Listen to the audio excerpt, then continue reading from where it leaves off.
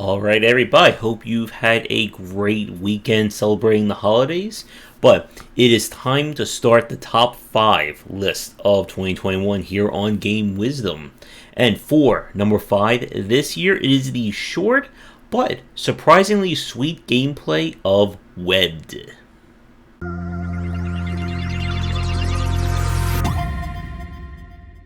Now that I'm in the top 5 of my list for 2021, this is where we're getting into some of the more mechanical focus games. Because again, for those of you who are new watching, I tend to favor games that do things differently from a mechanical or gameplay point of view, more so than aesthetics and story, although those aspects certainly help. And that can be on full display here for number 5, which is Webbed. Webbed is a very short game. It's about 2 hours, maybe 3 if you're just going to play through the story. But the reason why it makes it to the top 5 this year is for the actual moment-to-moment gameplay. It is probably, of the games on my top 10 list, and the games that I've played throughout 2021, one of the most enjoyable from just picking up the controller or using a keyboard and mouse and playing it.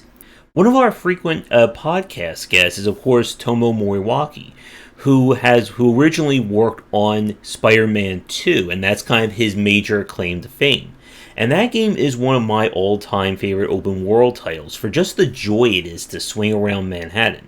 And while you won't be swinging around cityscapes in Webbed, the game has an amazing feel in terms of the physics of shooting out webs, and just, again, that joy of moving from point A to point B.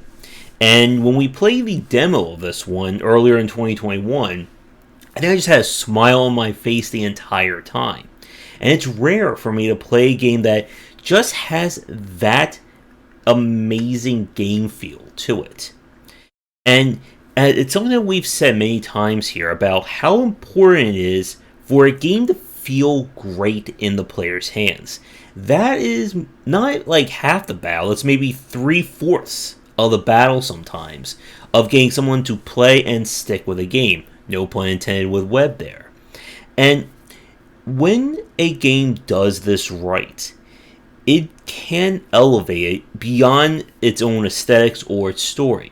If you remember when we played Vision Soft Reset and how much I enjoy moving around and just that feel of moving, jumping, shooting, and all the crazy powers.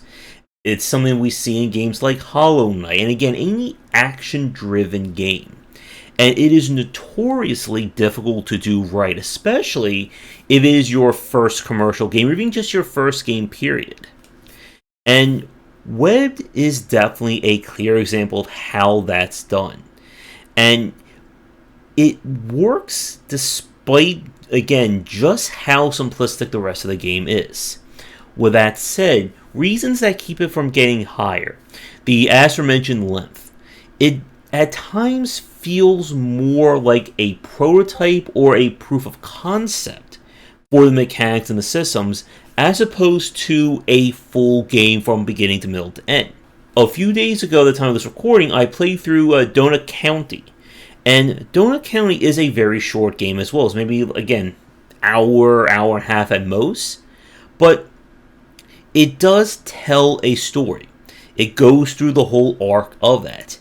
With Webbed, it kind of feels like it goes until it stops.